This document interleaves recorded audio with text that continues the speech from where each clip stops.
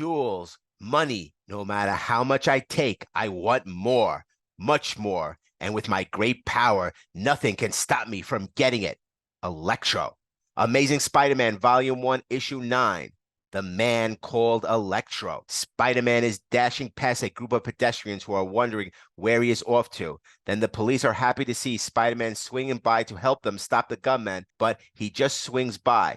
Soon we find out the reason for Spider-Man rushing by was to get a prescription for Aunt May. On the other side of town, while Peter sits up at Aunt May's bedside, a new menace in the form of Electro charges himself up with electricity and sets out to steal the contents of an armored car carrying gold. After using electric shocks to scare the guards and surrounding them in a ring of electricity, he manages to get what he wants. The next morning, Peter calls a doctor and he explains that Aunt May's health is worse and that she wants to go to the hospital. Aunt May is worried that Peter cannot look after himself, but he assures her he can. Later that day, Peter goes to class but ignores the taunts of Lance Thompson as his mind is focused on the well-being of Aunt May. When Peter finally visits Aunt May, he finds Betty Brant there visiting. Peter has much on his mind and leaves abruptly without seeing Betty home. Meanwhile, Electro decides to make a withdrawal of the Forest Hills Bank. There he uses electric shocks to keep the bank manager and his guest J. Jonah Jameson busy while he opens the time-lock vault with his electrical powers. The next edition of the Daily Bugle is printed, and there's an article claiming the criminal Electro is Spider-Man. Spider-Man searches for Electro and comes up empty a few times, and when he finally finds him, Electro defeats him. Goes the best laid plans of mice and men so often go astray, for at that instant, Electro sees Spider-Man. Spider-Man! Lucky for me, I caught your reflection in the mirror on the wall. That was careless of me, but no harm done. I'll still catch him. I've been hoping we'd meet. I've been anxious to prove that my power is far greater than yours. Whew! He hurled that lightning bolt before I knew what happened. I ducked it only by sheer dumb luck. No time to kid around. I'll have to use my web fast. Ah, got you, twerp. Still want to brag about your power, playmate? You'll have plenty of chance to do so when you're telling it to the judge. This corny web of yours won't stop me. My electric ways can burn out of anything, and anyone stupid enough to touch me while my body is in electric shock condition has only himself to blame for the consequences. Oh, I didn't mean to do that, but it was his own fault. He didn't give me a chance to explain the danger of touching me.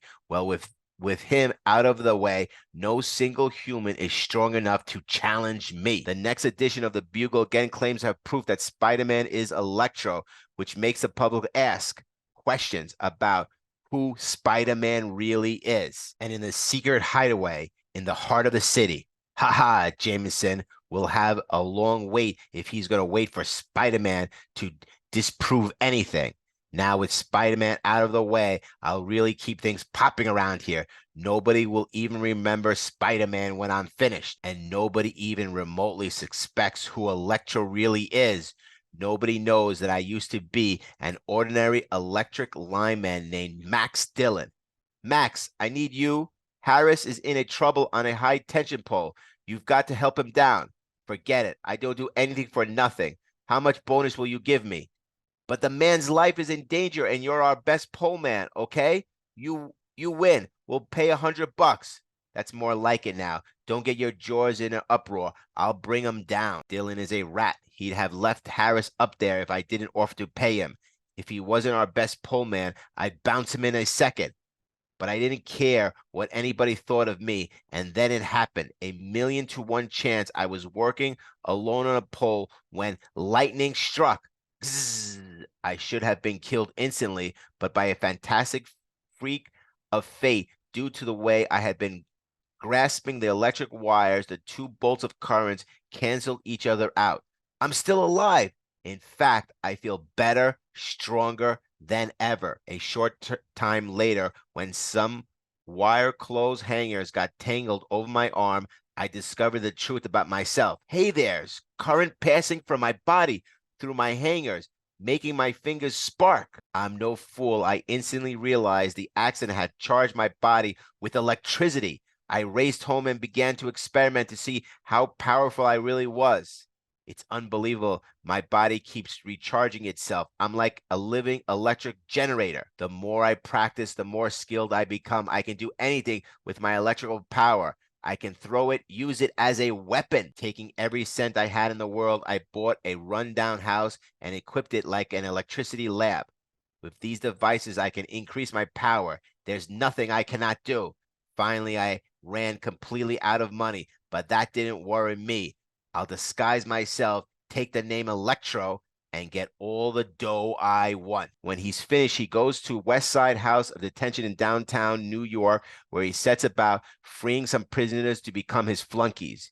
Jameson travels down to see if Spider-Man shows up and to prove that they are one and the same. Peter is tied up looking for his aunt after the hospital, wants to go to the house of detention to take photos for the Bugle. When Spider-Man finally turns up at the house of detention, Jameson realizes his mistake. Electro and Spider-Man are different people. Feet away, you men saw what happened to the fools who tried to escape without obeying my orders. They were all recaptured. But if you do exactly as I say and promise to work for me, I'll free you all. We're with you, Electro. Just get us out of here. Good. Now here's what will... What? What's that? No, it can't be. He's dead. It's the sign of the spider.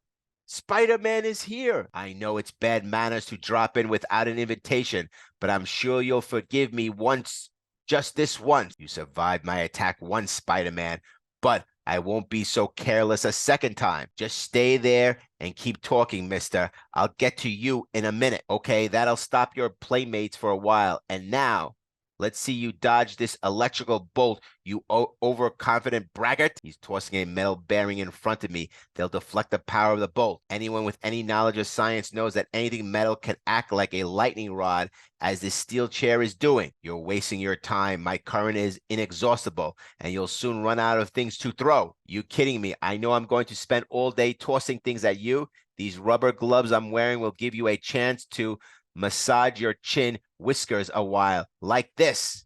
But as Electro reels back, brushing against the metal cell bars, the flash of the intense current temporarily blinds Spider-Man. My eyes can't see. Ha! Electric current revitalizes me. Now I'll be stronger than ever. I've got to keep him away till my eyes clear. These steel bearings, they'll do the trick. Hey, Sparky, kick these around for a while. Bah, it's those blasted bearings again. I'll stop him for you, Electro. Hey, what?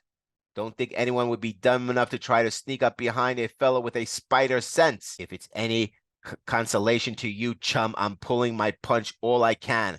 I only want to knock you out, not demolish you. Wham!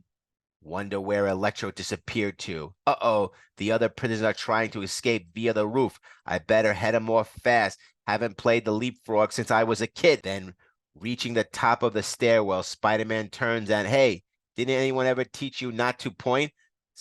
Especially with a gun in it, your mitt? Whap! Let's get down again. We can't tackle Spider-Man. Anything better than facing him? We didn't realize how soft we had it in our nice quiet cells. Look out, the police are down here. You're expecting maybe the Pony Express? I think we've all got him, but Electro's still at large.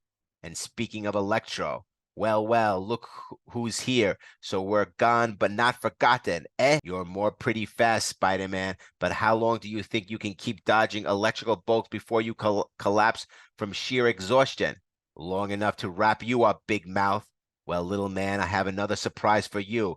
I caught the gun that you kicked downstairs, and now we'll find out whether a bullet or an electrical bolt can get you first. And what do you think I'll do? Standing around and waiting for you? Here's a bucket of sand for you to chew on while you're making up that slow-witted mind of yours.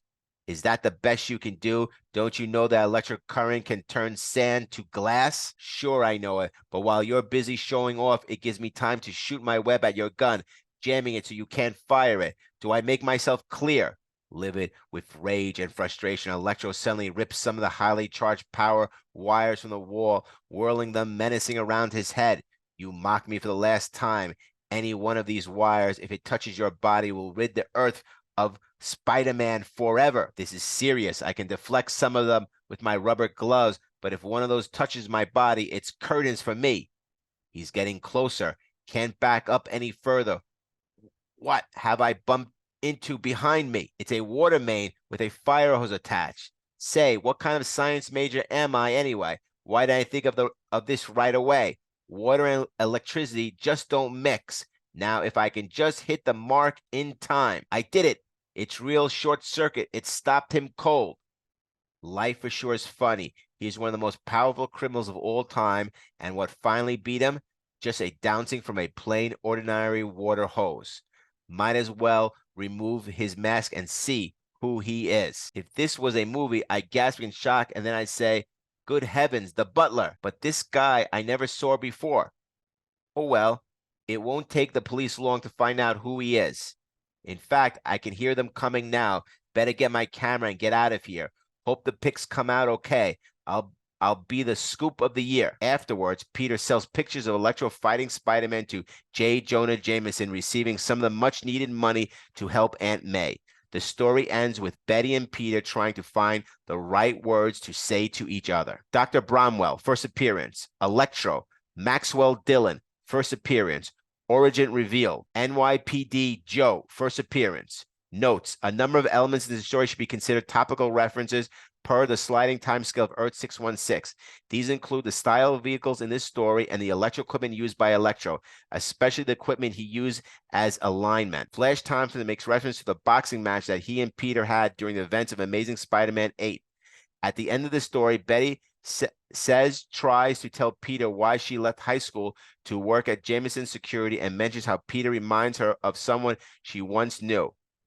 What Betty is talking about here isn't revealed until Untold Tales of Spider-Man 12. Chronological notes: a flashback in the story affecting the chronology of the following characters. Max Dillon, how Electro got his powers. Publication notes: Peter Parker's midterm exams take place shortly after this story. Next issue, Amazing Spider-Man, Volume 1, Issue 10, The Enforcers.